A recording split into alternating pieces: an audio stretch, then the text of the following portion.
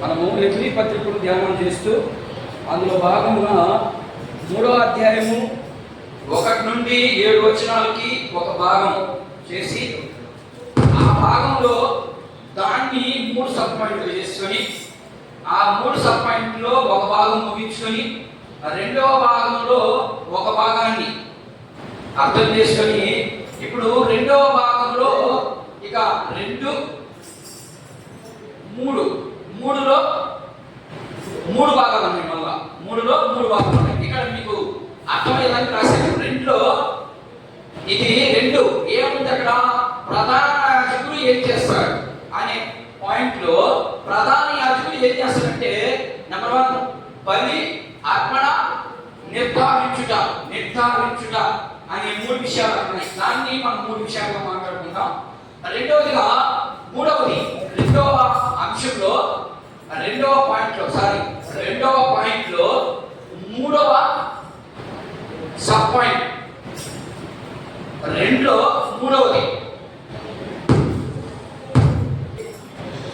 ఇల్లు. రెండు ఇల్లుల గురించి మాట్లాడతాడు. ఏమిటవి 3వ దాంట్లో 2 ఇల్లు గురించి మాట్లాడతాడు గ్రంథకర్త. ఏంటి ఆ 2 ఇల్లు?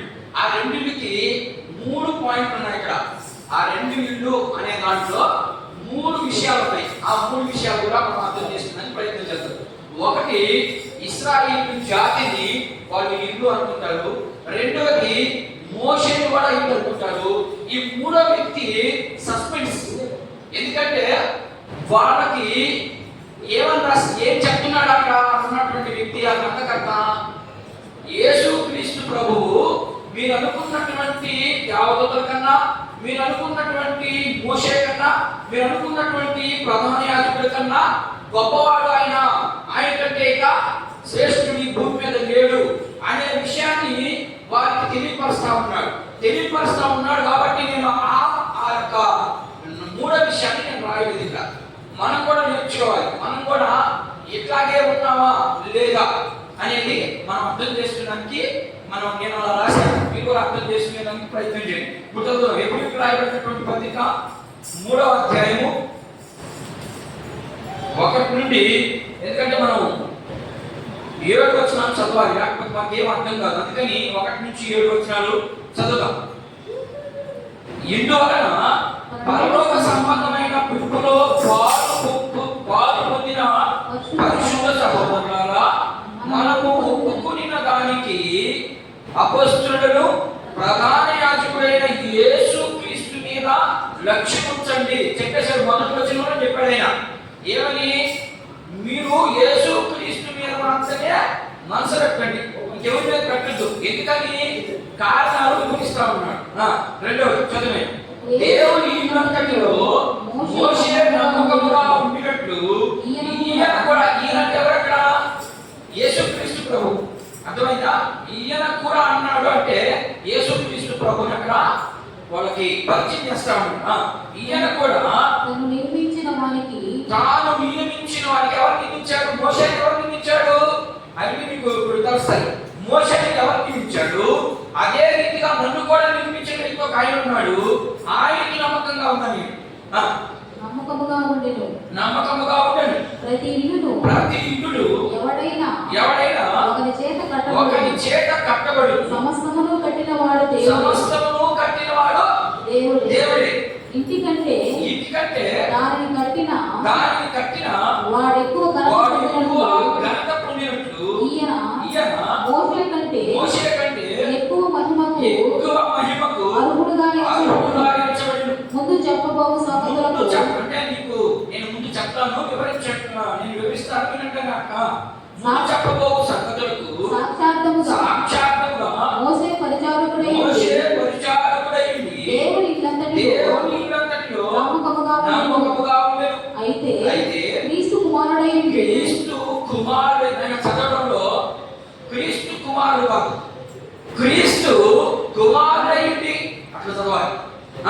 క్రీస్తు కుమారుడైంది ఆయన ఇంటి మీద నమ్మకముగా ఉన్నాడు. ధైర్యమును నిరీక్షణ వలన ఉత్సాహమును తుదమట్టుకు స్థిరముగా చేపట్టిన ఎడల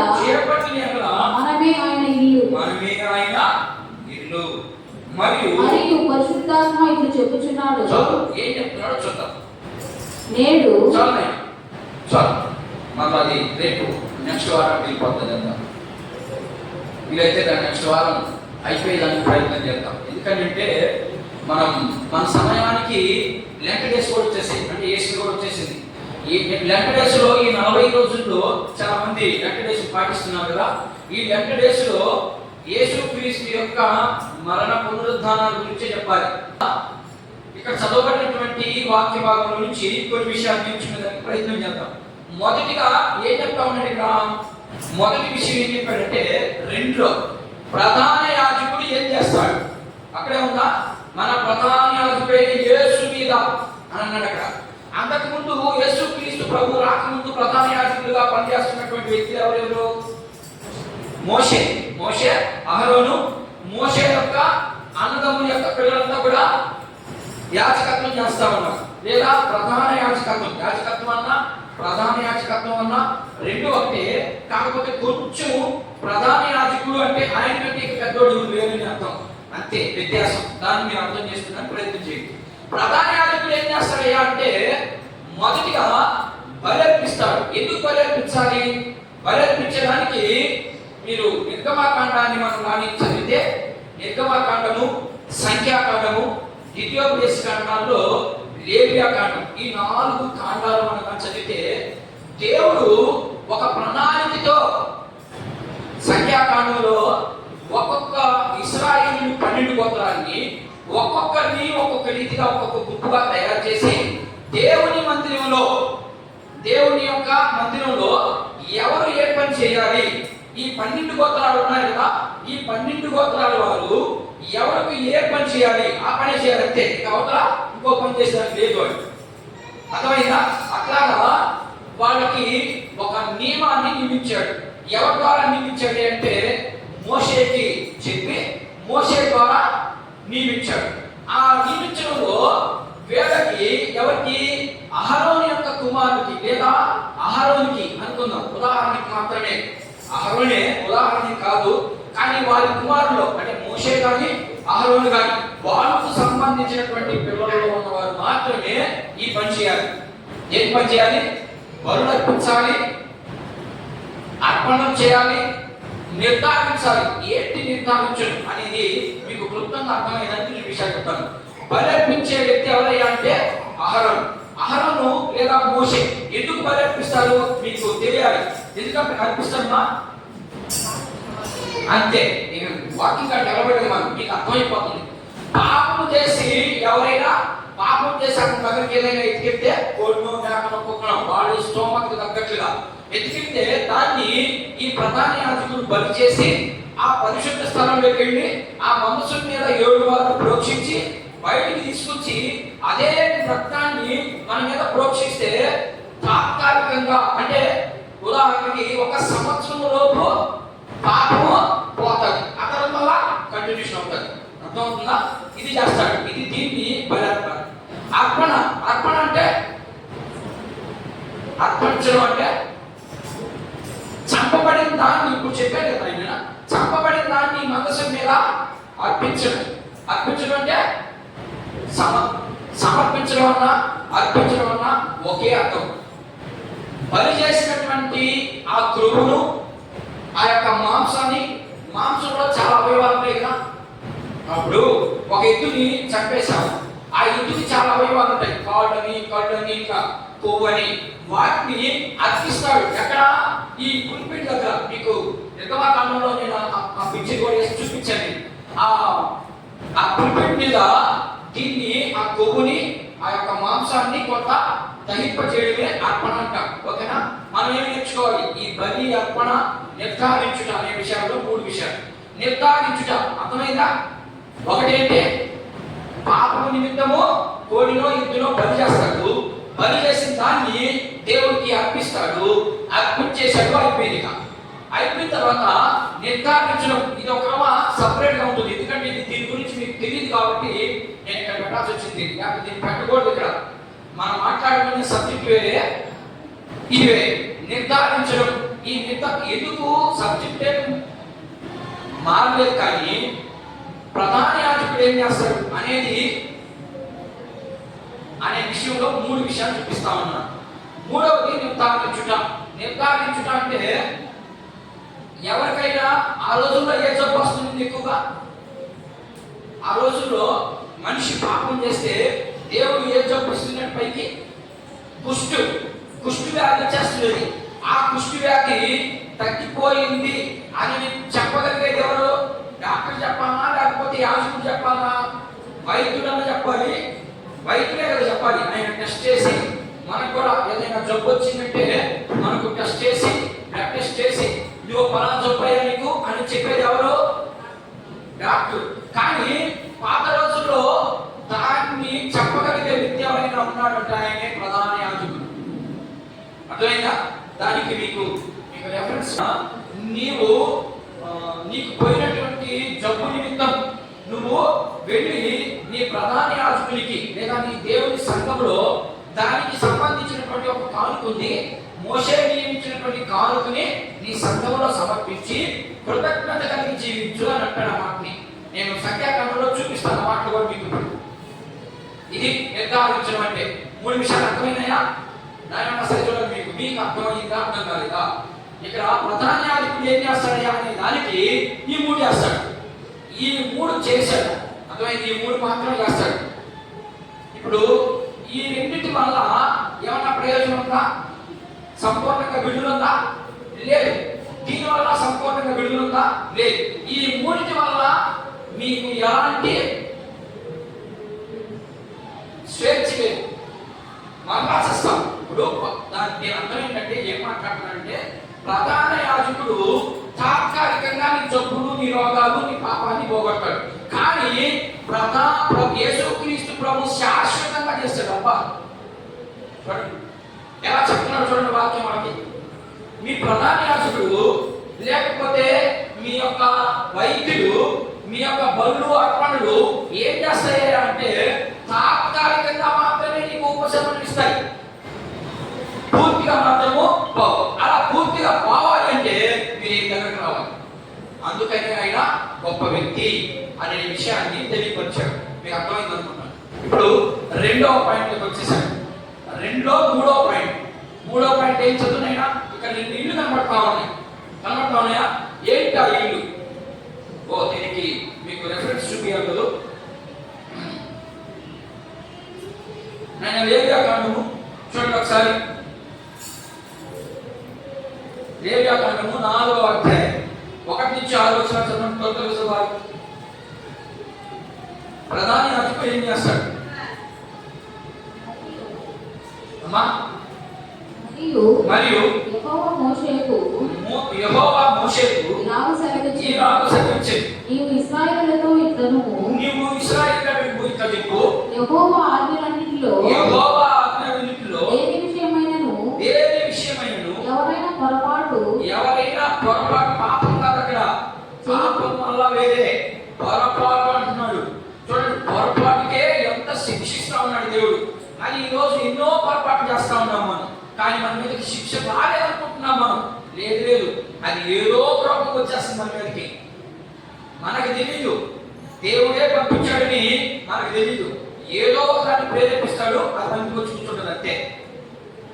నేను చెప్పేది అర్థమవుతుందా? ఆ రోజు డైరెక్ట్ గా దేవుడే తీస్తున్నాడు, అందుకని గడగడగా ఆగిపోతున్నాడు. ఈ రోజు దేవుడు ప్రేమాస్వరూపుగా వచ్చాడు కాబట్టి, మన ప్రధాన యాజకుడు ప్రేమాస్వరూపుగా వచ్చి ప్రాణం పెట్టాడు కాబట్టి ఆయన డైరెక్ట్ గా మన మీద కుమరించడం లేదు. ఆయన ఉగ్రతని ఎలా చూపిస్తున్నాడంటే నైస్ గా వస్తుంది. అసలు ఇది దేవుడు పంపించిందినా అని నీకే అనుమానం అలా వస్తుంది మన ఇంటి మీదకి. ఓకేనా? చదువు.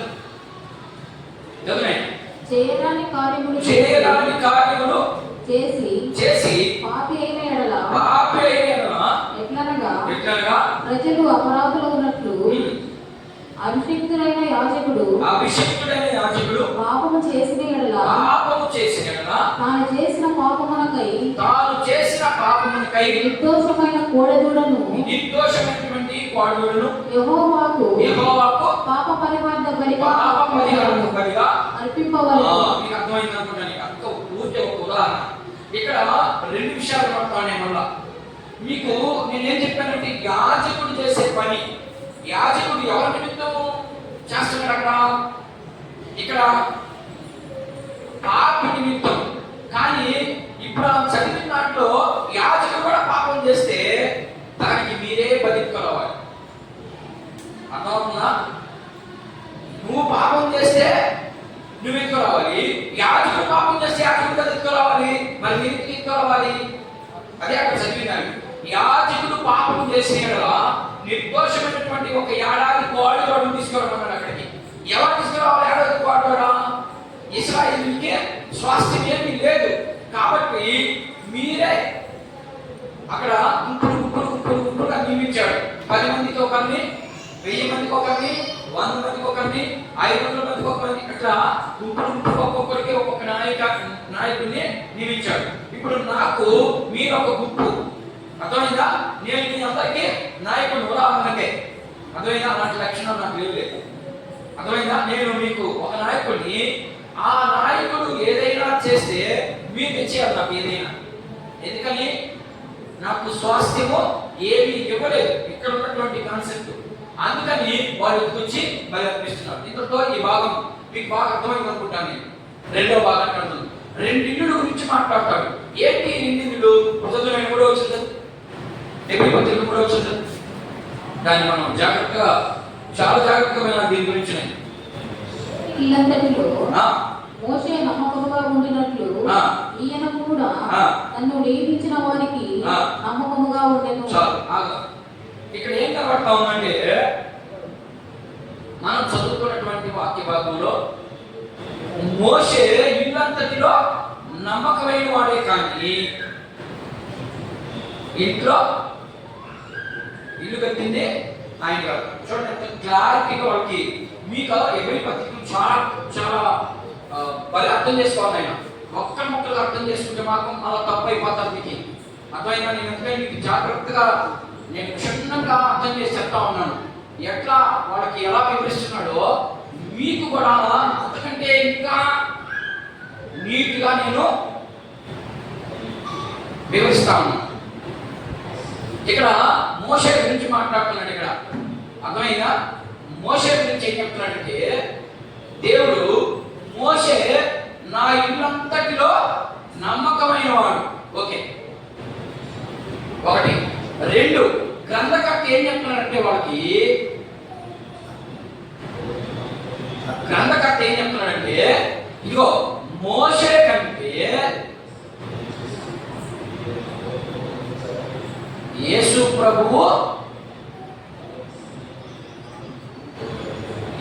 ప్రభువు ఇంకా గొప్పవాడు అన్నాడు. ఎట్లా అంటే ఆ చదివింది. ఇప్పుడు మళ్ళా ఏం చదివాను? మళ్ళా చదవమాట మీకు బాగా అర్థం అవ్వాలి. నిదానం చదువు. దేవుని ఇల్లంతటిలో ఇది ఈ 2 ఎవరిల్లు?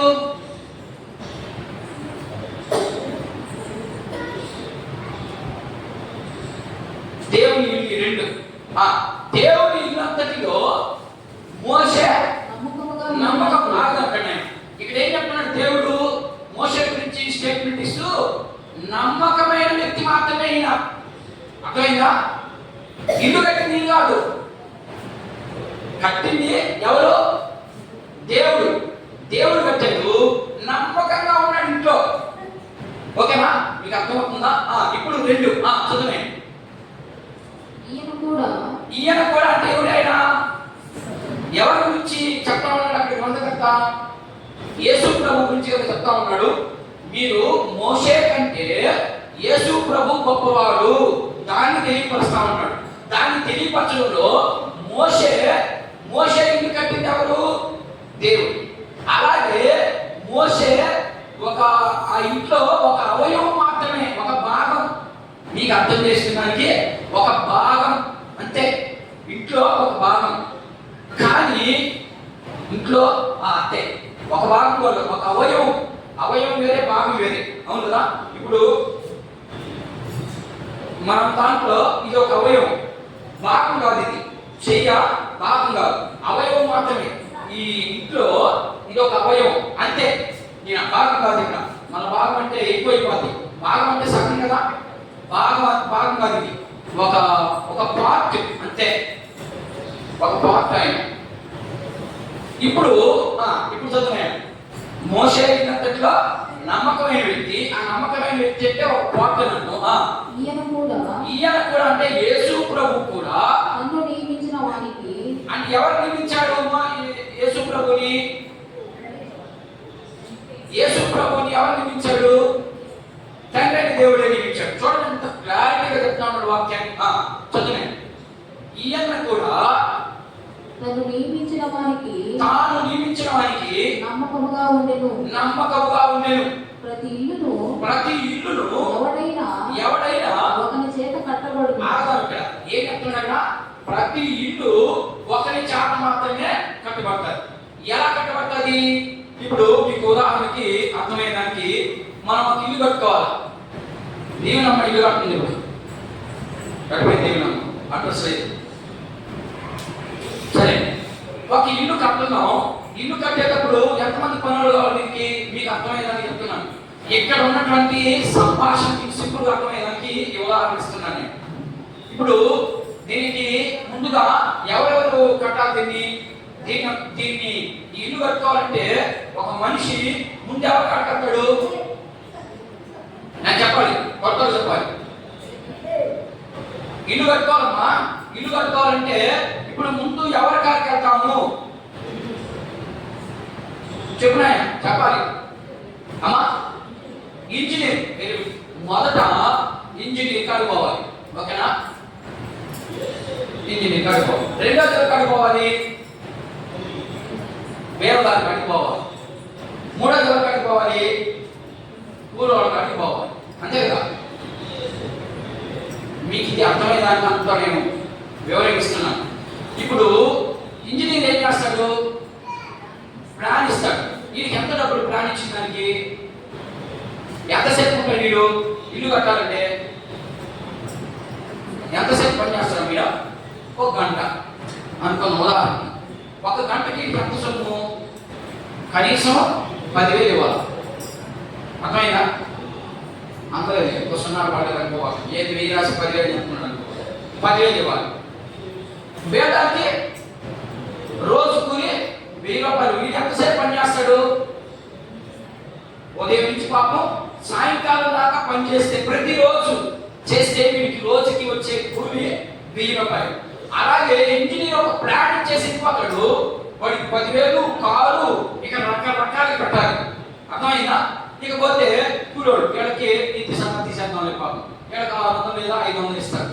ఈ సంగతి పక్కన పడి ఇప్పుడు ఇల్లు కట్టాలంటే ఇప్పుడు చదువు అలా చదువునా? ఇప్పుడు చదువు.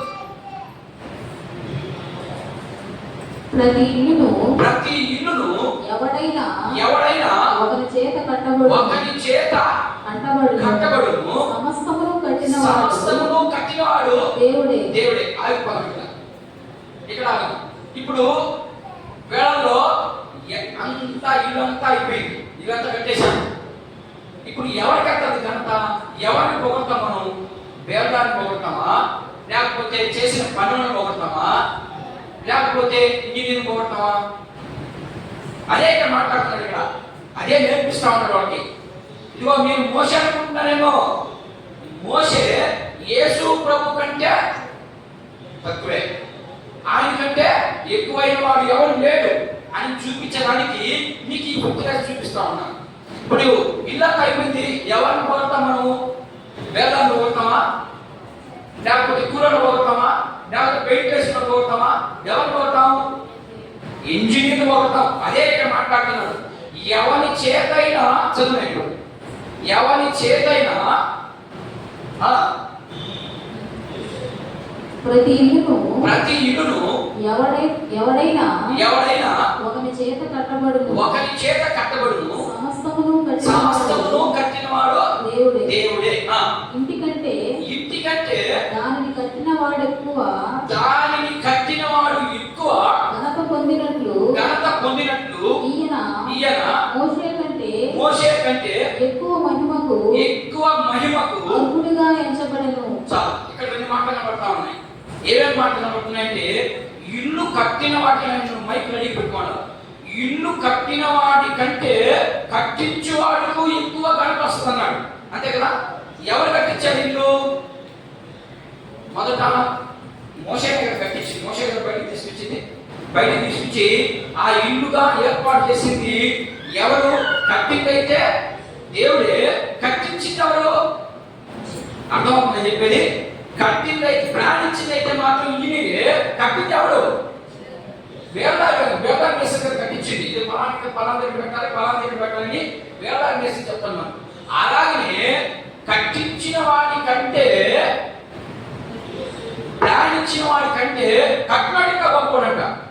కట్టినాడు ఇంకా గొప్పవాడు. ఇప్పుడు ఇశ్రాయేలు యొక్క ఇల్లు లేదా ఇశ్రాయేలు యొక్క జాతిని ఎవరు కట్టారు? మోషేనే కట్టింది. అందుకని ఆయనకి ఏం పేరు ఇచ్చాడు? నా ఇల్లంతటిలో. అర్థమవుతుంది కదా? నా ఇల్లంతటిలో అంటే ఇశ్రాయేలు మొత్తం ప్రజల్లోకి నన్ను గురించి నేర్పించిన వ్యక్తి ఎవరై అంటే మోషే. చదవండి ఇప్పుడు, మోషే. దేవుని ఇల్లంతటిలో మోషే నమ్మకమైన. ఇప్పుడు ఏమని ఇచ్చాడు దేవుడు వాళ్ళకి? ఇశ్రాయేలుకి దేవుడు ఇగో మోషే నమ్మకమైనటువంటి వ్యక్తి అంతే. అర్థమైందా? మోషే నమ్మకమైనటువంటి వ్యక్తి, అంతవరకే ఆయనకి. కట్టింది నేను.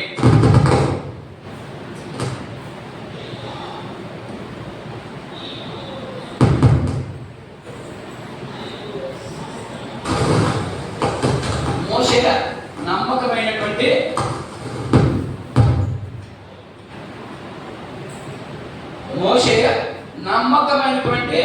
వ్యక్తి అనే మాట మాత్రమే మనకు కనబడతా ఉంది.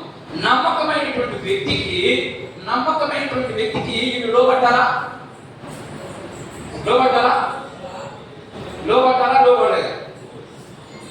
లోబడలేదు. ఎవరు లోబడలేదు?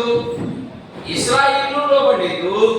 వారి యొక్క రక్త సంబంధికులు కూడా వారికి లోబడకపోగా దేవుడు మోషేకి ఒక గొప్ప బిరుదు ఇచ్చాడు.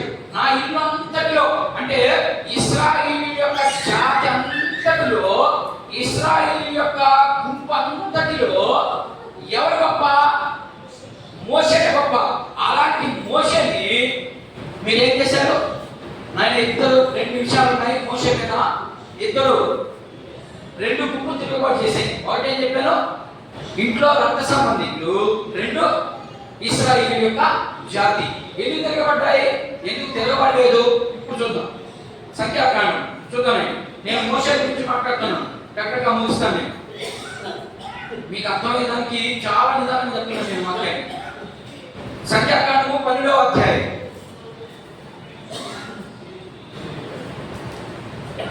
చదివాను. 12వ అధ్యాయము 7వ వచనం ఒకసారి గమనించండి, చూడండి. అతడు నా ఇల్లంతటిలో నమ్మకమైన వాడు. నేను ఊడాపావులతో కాదు, దర్శనమిచ్చి ముఖాముఖిగా అతడితో మాట్లాడుదును. అతడు యెహోవా స్వరూపమును నిదానించి చూచును. కాబట్టి నా సేవకుడైన మోషేకు విరోధముగా మాట్లాడటకు నేనేలా భయపడలేదు. నేను ఎవరి గురించి మాట్లాడుతున్నాడు ఇక్కడ అంటే మిరియాము, అహరోను ఉన్నారు కదా. వీళ్ళిద్దరు ఎవరు? మోషేకి అన్న, అక్క, లేకపోతే చెల్లి. ఒకే కుటుంబంలో జన్మించినటువంటి వ్యక్తులు. మొదటిగా ప్రారంభం నుంచి దేవుడి లేకపోతే మోషే మీదకి యుద్ధం స్టార్ట్ అయింది. మీకు అర్థమయ్యేదని చెప్తున్నాను. చెప్పినా ఇంట్లో నుంచి ప్రారంభం అవుతుంది. అలాగే ఈరోజు నీ మీదకి నా మీద కూడా ఇంట్లో ప్రారంభం అవుతుంది మొదటిగా. అది వాళ్ళ తప్పు కాదు, పాపం మనం చేసే శాస్త్రం బట్టి వాళ్ళు అడుగుతారు. రెండవది సంఘంలో ప్రారంభం అవుతుంది. సంఘంలోనే విరోధులు అయిపోతారు. ఇప్పుడు ఒక్కొక్క సంఘంలో ఒక్కొక్కనికి ఒక్కొక్క ఫ్యాన్సీ అనుకోండి. ఇప్పుడు ఎక్కువైపోండి. ఏంటో అది నాకైతే అర్థం కాదు. వాళ్ళు ఏమి నేర్చుకుంటున్నారో, వీళ్ళు ఏమి నేర్పిస్తున్నారో తెలియట్లేదు. మీకైతే నేను క్షుణ్ణంగా నేర్పిస్తున్నాను. అలాంటి ఉండకూడదు మన ఇంట్లో. ఏ ఇంట్లో?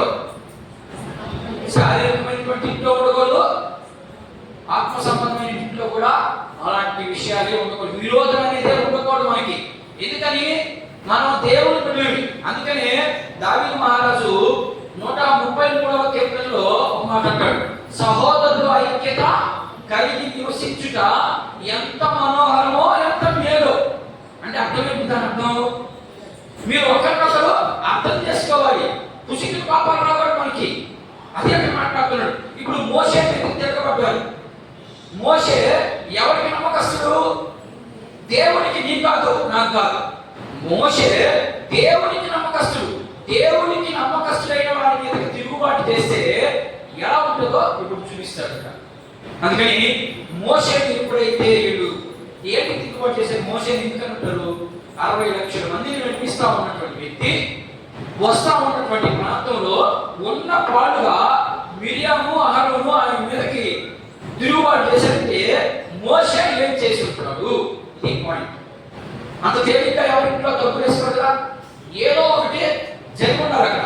ఆ జరిగిన దానికి తప్పు వేసుకుంటారు. నా ఉద్దేశం అదే. ఎందుకు వేసుకున్నారంటే ఈయన ఏం చేశాడు? మోషే ఎవరిని పెళ్లి చేసుకోవాలి? మోషేకి సంబంధించిన పెళ్లి చేసుకోవాలి, అంతేగా. దేవుని ఆజ్ఞని. దేవుని ఆజ్ఞ ఏంటంటే దేవుని బిడ్డలనే పెళ్లి చేసుకోవాలి, అన్నింటినీ పెళ్లి చేసుకోవాలి. మరి మనం ఏమంటాం? అన్నింటినీ పెళ్లి చేసుకొని మేము మార్చుకుంటాం అంటాం. జరగదని. మీకు ఉదాహరణకి జరగదని ఎట్లా చెప్పగలరు? మార్పులు లేదా అని మీరు నన్ను అడగచ్చు, ప్రశ్న వేయచ్చు. అది దేవుని ప్రణాళిక లేకుండా ఏం జరగదు. దేవుడు చెప్పాడు ఈ బిడ్డను చేసుకో, ఆ బిడ్డ నేను మారుస్తానని చెప్తాడు. అప్పుడు మాత్రమే నీకు చేయాలి, లేకపోతే చేసుకో. నువ్వు దేవుని బిడ్డకే ఇవ్వాలి, అంతే నువ్వు. ఇప్పుడు మోషే ఎవరు? 60 లక్షల మందిని నడిపిస్తున్నటువంటి వ్యక్తి. ఈయన పోయి ఏం చేశాడంటే కూషు దేశస్థులు దేవునికి విరోధమైనటువంటి సంతానం.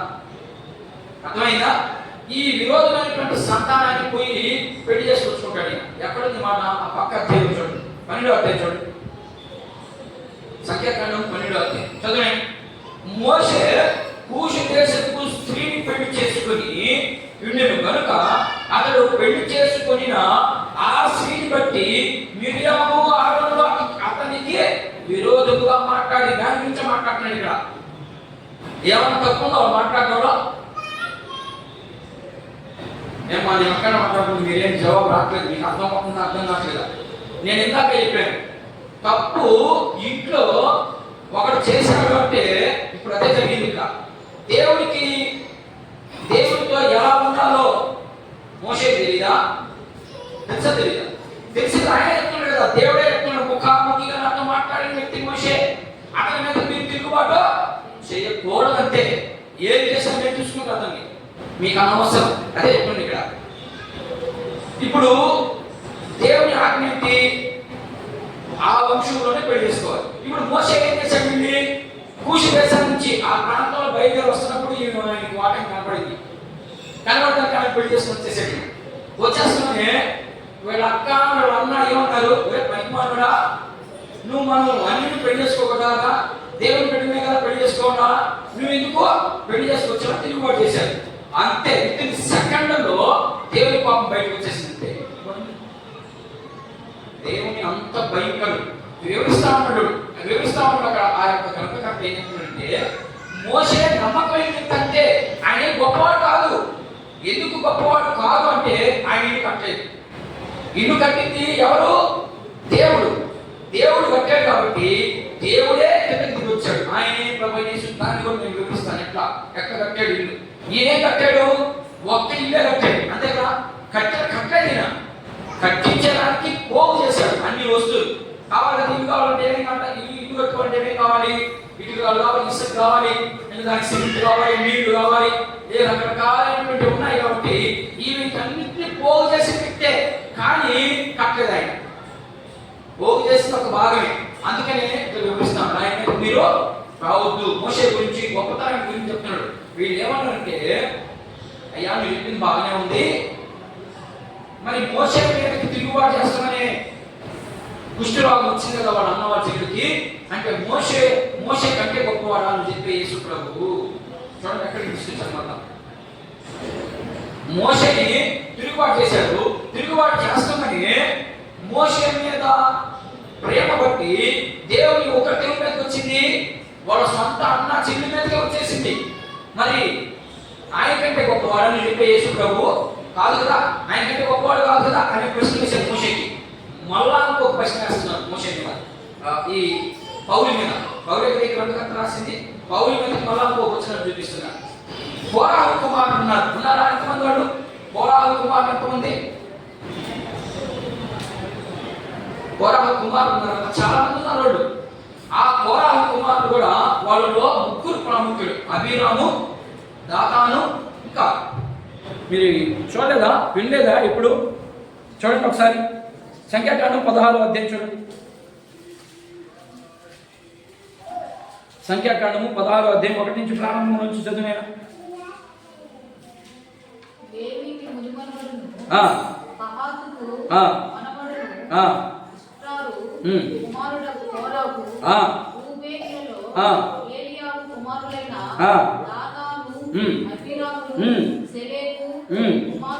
కుమారుడైన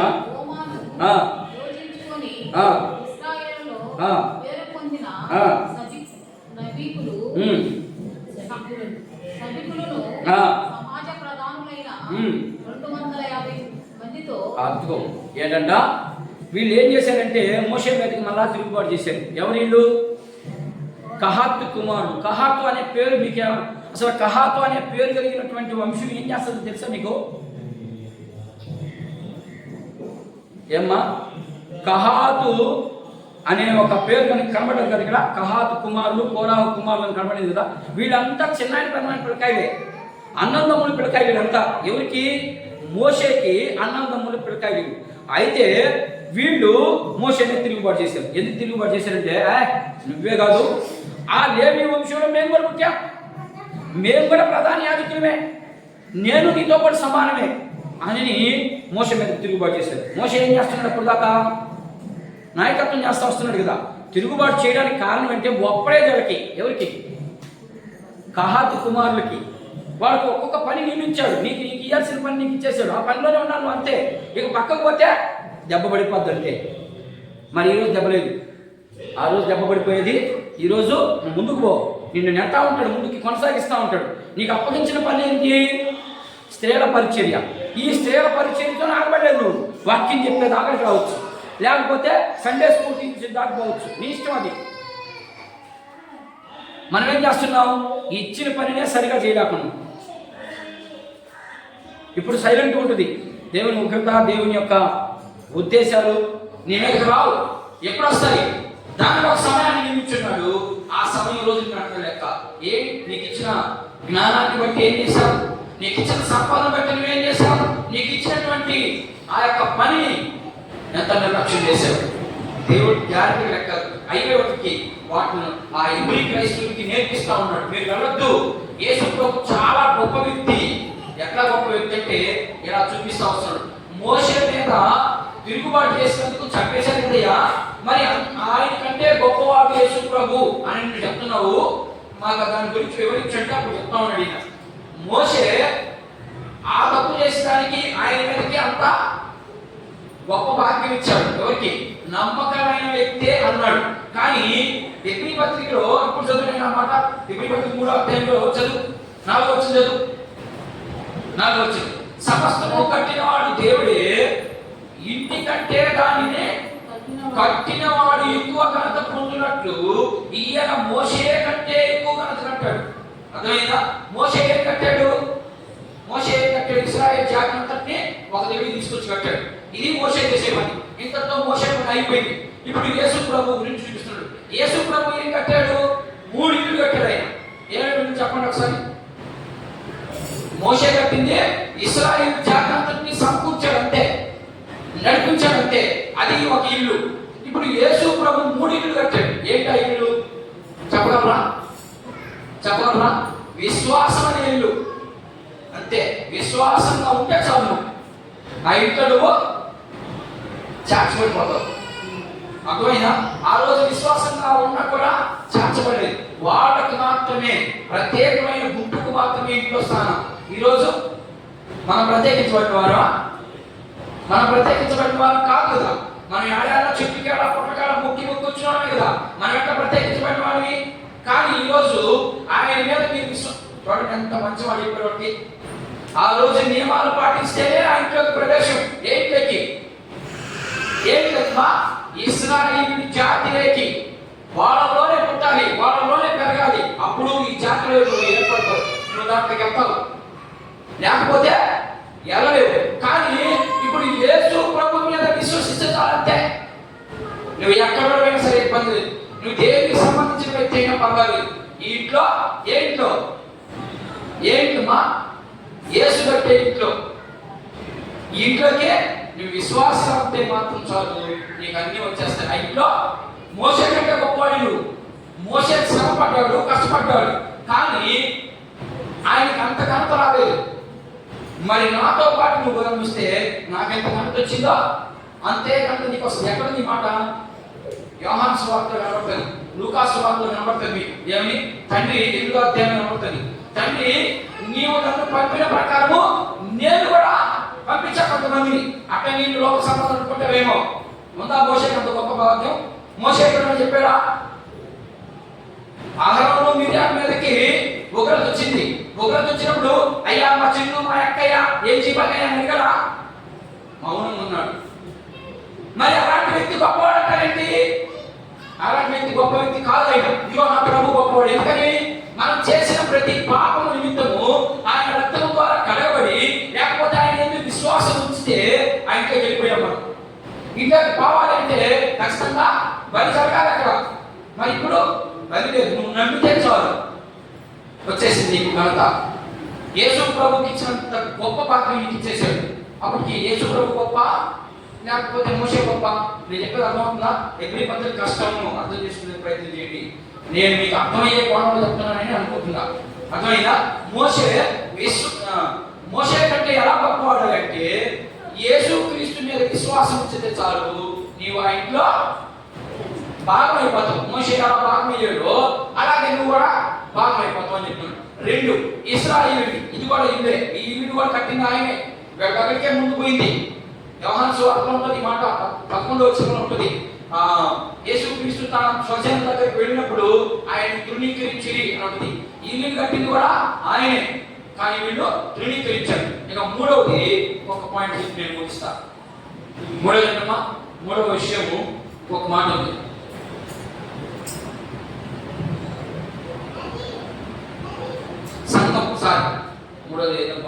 సంఘం. సంఘాన్ని కట్టింది ఎవరు? యేసుక్రీస్తు ప్రభు. దానికి సంబంధించి ఒక 2 రెఫరెన్స్ చూపిస్తాను చూడండి. హెబ్రీయులకు రాయబడినటువంటి పత్రిక చూడండి. హెబ్రీయులకు రాయబడినటువంటి పత్రిక 4వ అధ్యాయము 6వ వచనం ఒకసారి చదవండి. చదవండి. హెబ్రీయులకు రాయబడినటువంటి పత్రిక 4వ అధ్యాయం 6వ వచనం. కాగా ఎవరో కొందరు విశ్రాంతిలో ప్రవేశించుదరను మాట నిశ్చయము వరకును ముందు సువార్త వినువారు అవిధేయత చేత ప్రవేశింపలేదు. కానీ ఎవరున్నారు ముందు సువార్త? నేను దానికి రెఫరెన్స్ చూపిస్తా ఉన్నాను. ఎవరి కోసం వచ్చాడు యేసు ప్రభు? ఇశ్రాయేలు. ఎక్కడుంది మాట? లూకా సువార్త 19వ అధ్యాయం కనబడుతుంది 10వ వచనం. ఏమని? నేను వచ్చిన ఎవరి కోసం? నశించినటువంటి ఇశ్రాయేలు కోసం. వాళ్ళ దగ్గరికి వచ్చాడు, వాళ్ళకి సువార్త చెప్పాడు. బాప్టిజం ఇచ్చి యోహాను వచ్చి చెప్పాడు, ఆ తర్వాత యేసుక్రీస్తు ప్రభు వచ్చి చెప్పాడు.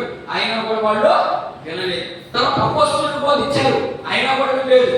చాలా మంది చెప్పారు, అయినా కూడా వీళ్ళు వినలేదు. అందుకని ఇక్కడ ఏం రాస్తున్నాడంటే, కాగా ఎవరో కొందరు విశ్రాంతిలో ప్రవేశించు దదులను మాట నిశ్చయము కనుక ముందు సువార్త వినువారు అవిధేయత చేత ప్రవేశింపలేదు కనుక నేడు మీరు ఆయన మాట వినియలా మీ హృదయంలో కఠినపరుచుకొనకుడి. కొనకుండా చదువు మాట చదువు. చెప్పబడిన ప్రకారం ఇంతకాలమైన తరువాత నేను యొక్క దినమును నిర్ణయించుచున్నాడు. యెహోషువ వారికి విశ్రాంతి కలుగు చేసిన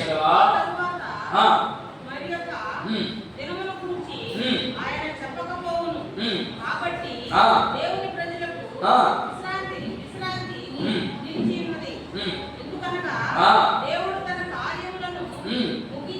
ఆ. విశ్రమించిన ప్రకారము ఉమ్. ఆయన యొక్క విశ్రాంతిలో ప్రవేశించిన వాడు కూడా ఆ, ఆ. తన కార్యములను ఆ. ముగించి ఉమ్. విశ్రమించును. మీరు ఇదంతా చదవాలా. మనము ప్రవేశించిన ఎక్కడికి? మనం చనిపోయిన తర్వాత ఎక్కడికి వెళ్తాం? దేవుడి దగ్గరికి వెళ్తాం కదా. పక్కన తీసుకో పక్కన రాజ్యానికి వెళ్ళకపోతాం. అది ఒక సంత పక్కన వాడు. దాంట్లోకి ప్రవేశించాలంటే ఏం చెప్తున్నాడు? సువార్త విని విశ్వసిస్తారంతే. మీకు ఆల్రెడీ వచ్చేస్తుంది అక్కడ. అట్లని బాప్టిజం తీసుకోకుండా ఉంటే పోదు మళ్ళా. ఎందుకని? మీరు మళ్ళా నాకు ఒక ప్రశ్న ఇచ్చు, శిలువలో పలికినటువంటి దొంగకి బాప్టిజం ఉందా అని మీరు అడగచ్చు. ఆయనకి సమయం లేదు, మీకు సమయం ఉంది అంతే. శిలువ వేసేసారు. ఇప్పుడు ఆయన నుంచి శిలువలో నుంచి తిరిగి వచ్చి నేను ఒకటి తీసుకుని బాప్టిజం అంటే సమయం కుదరదు. అందుకని ఆయనకి సమయం లేదు, మీకు సమయం ఉంది. మీరు తీసుకుంటే విశ్వాసం ఉంచి ఏమైనా చెప్పాడు? 3 విషయాలు చెప్పాడు. విశ్వాసం నీకు కట్టాలి. 2, మూడవది సంఘములో నీవు ముద్రించబడాలి. సంఘస్థురాలు నేను సంఘస్థుడు అని ముద్రించబడితేనే నీకు ఆ ఇంట్లో ఆ విశ్రాంతి ఆ యొక్క ప్రాంతంలో నీకు వస్తుంది. ఇంకా చూడండి, ఇంకొక మాట చూద్దాం. చూడండి తొందరగా. ఇక్కడ మోషేకి యేసు ప్రభుకి తేడాలో ఈ మాట చెప్పేసి నేను ముగిస్తాను. ఈ మాట ఒక మాట ఉంది. మోషే ఎంత తక్కువ వాడో చూపిస్తున్నాడు ఈ వచనం. అసలు నిర్గమకాండం 34:9 మోషే ఎలా తక్కువ వాడు? మోషే కంటే యేసు ప్రభు కంటే మోషే యేసు ప్రభు కంటే ఎలా తక్కువ వాడు ఈ వచనం చూపిస్తున్నాడు. చూడండి, మోషే సీనాయి కొండ మీద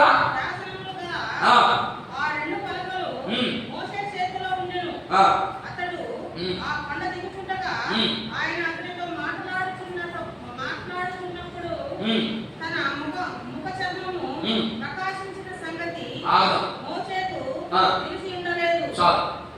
ఏం చెప్తామండి ఇలా? ఇప్పుడు పౌలు గారు లేదా ఈ గ్రంథకర్త ఏం చెప్తున్నాడంటే, మీరు అనుకున్నట్టు మోషే గొప్పవాడే, మీరు అనుకున్నట్టు అంత బాగానే ఉంది, కానీ ఒక్క వచనంతో కొట్టేశాడు వాడిని. ఇంతవరకు వాదేసి ఇంత వచ్చి వాడు తెలియపరుస్తా వచ్చి ఈ వచనంతో కొట్టేశాడు. ఏమని కొట్టేశాడంటే, ఇదిగో మోషే ముఖము ఆ శాసనంలో కలిగినటువంటి ధర్మశాస్త్రాన్ని తీసుకొచ్చేటప్పుడు మాత్రమే ముఖము ప్రకాశించింది. ఆ తర్వాత మహిమ లేదు. కానీ ఈయనకి నిత్యము మహిమే. ఎవరికి? నేను చెప్పే వ్యక్తికి. నేను చెప్తున్నాను కదా, యేసుక్రీస్తు ప్రభువు ఆయనకి నిత్యము కలిగే అని ప్రతి మాట కొరింథీయులకు రాసినటువంటి 2వ పత్రిక 3:17 చూడండి. 3:7 చూడండి. త్వరగా చూడండి, ముగిస్తాను.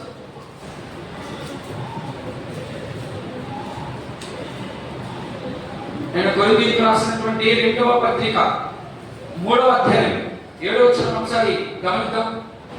2:7 2:3 2వ పత్రిక 3వ అధ్యాయము 7వ వచనం చదవండి. మరణ కారణము పరిచర్య రాళ్ళ మీద చెక్కబడిన అక్షరములకు సంబంధించినదైనను మహిమతో కూడినదాయను. అందుకే మోషే ముఖము మీద ప్రకాశించుచుండిన ఆ మహిమ తగ్గిపోయింది. ఇశ్రాయేలీయులు అతని ముఖాన్ని చూడలేకపోయారు.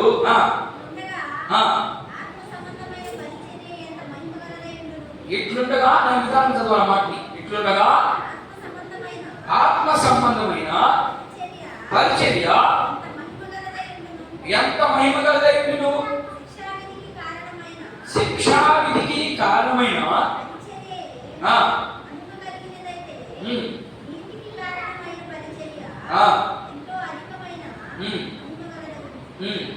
ఎక్కడ చదువుతున్నాం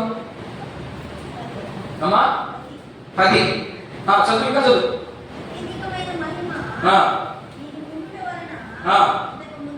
ఇంతకు మునుపు ఈ విషయంలో ఏమా మహిమ లేని దాయను